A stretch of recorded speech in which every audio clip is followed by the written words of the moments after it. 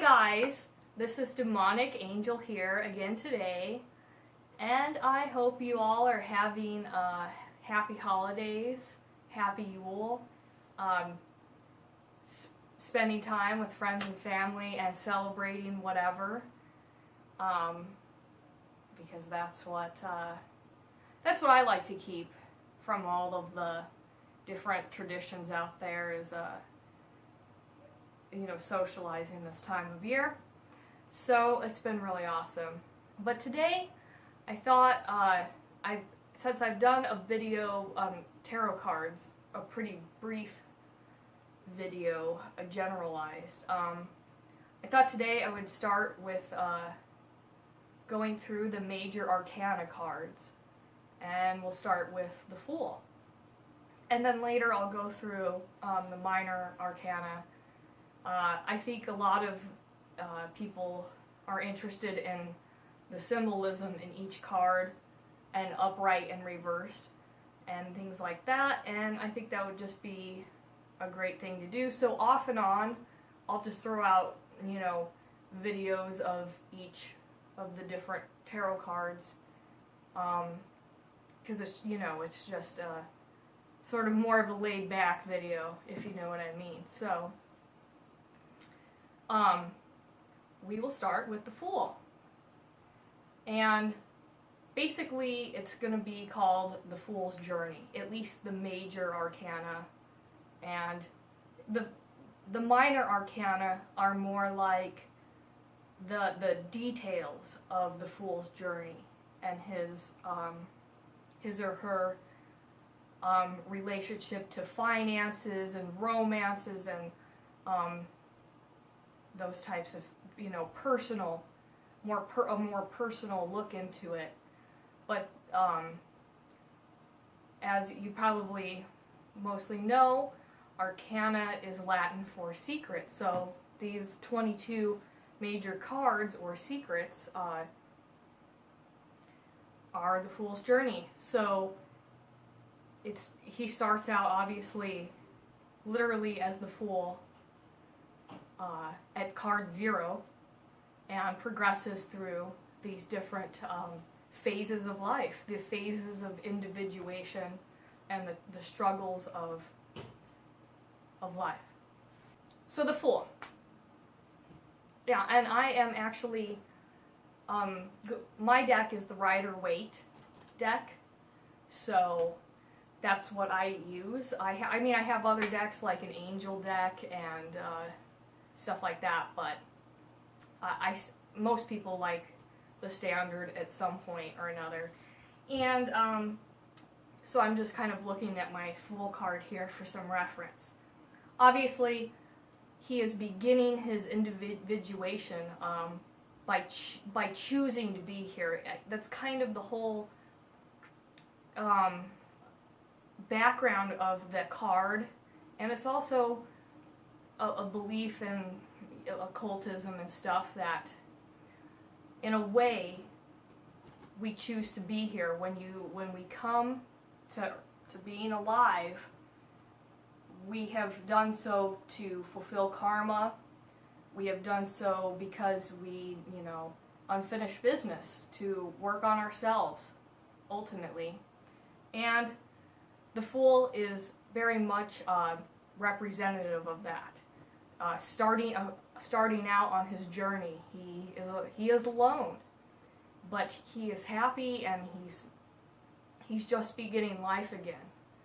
And the reason I say again is because he has his big stick that has a big bag on the end of it, and it's like a little sack, and it's all he has with him. What the sack usually is representative of is the collective unconscious and his karma, and that's what he has with him on his individuation journey here. So his past lives, the karma, his personality, his we all inherit a certain amount of personality and such from genetics, and at least more theoretically, karma. So he has that with him. And it's a good and bad thing, as you know. We inherit the pain sometimes of broken home lives, and we inherit the pain of being alive, but we also inherit that will to live, to push on, to grow from a young fool.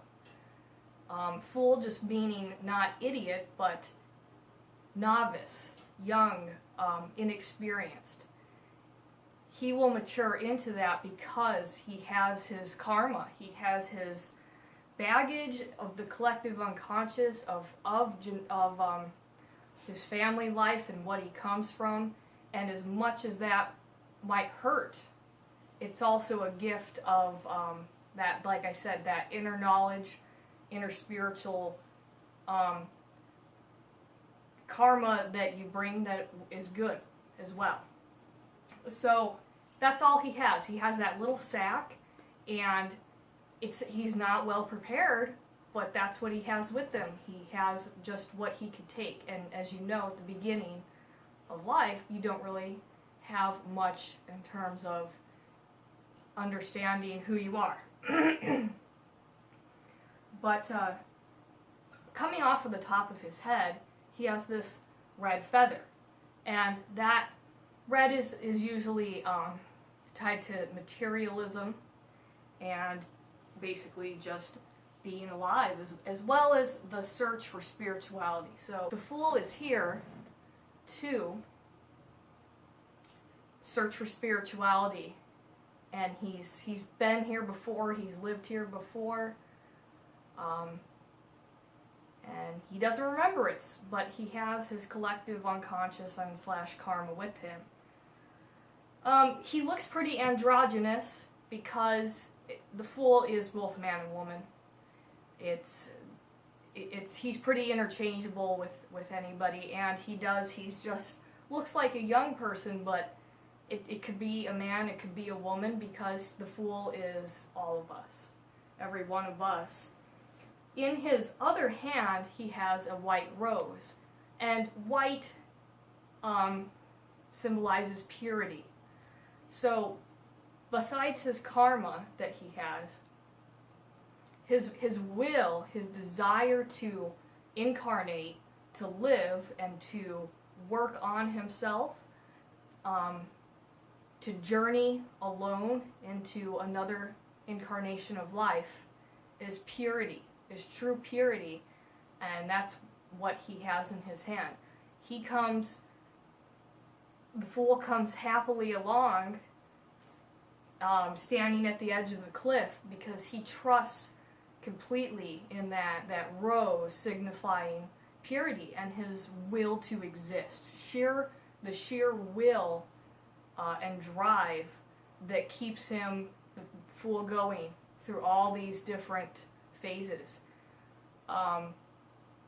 And that purity will sustain him. So that is what the rose is traditionally, especially white, represents.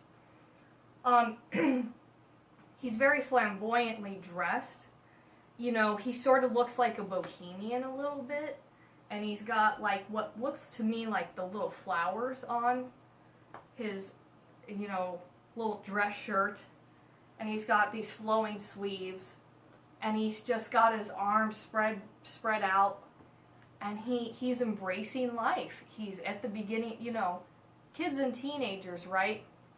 They're not hardened to life like a lot of adults get. They embrace being playful because that's the nature of the young, to have an optimistic outlook because of, youth being closer to purity or source, the divine.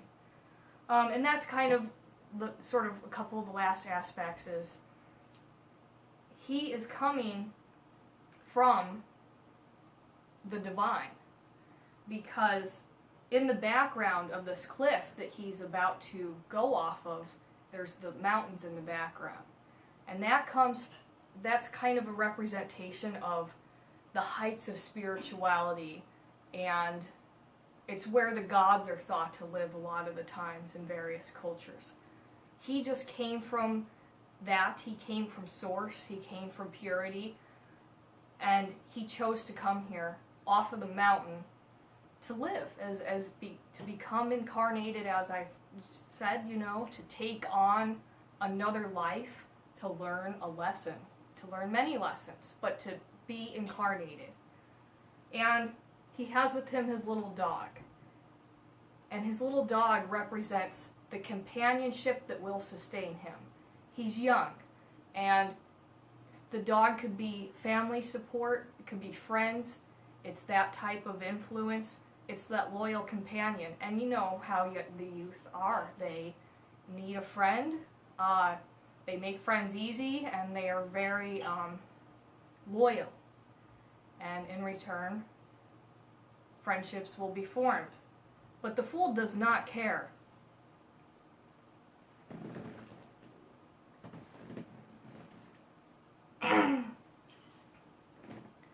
The Fool does not care what happens. He's not, like a child, he's not able to anticipate consequences, and because he's unburdened by all of the constraints of adult life, he's just going out on a camping trip. It's what it looks like, He's going out in the wilderness, and he's about to walk off the edge of a cliff. He's not afraid like you would think you would be, because in a sense that's what a lot of us have lost touch with, is that sense of purity that he knows will sustain him. So he's not pessimistic. That is the start of the Fool. And reversed, if you draw the Fool card reversed, it's kind of easy to figure out the reverse meaning. I mean, I'm trying to talk to you guys more about the symbolism so that maybe you could do your own card readings.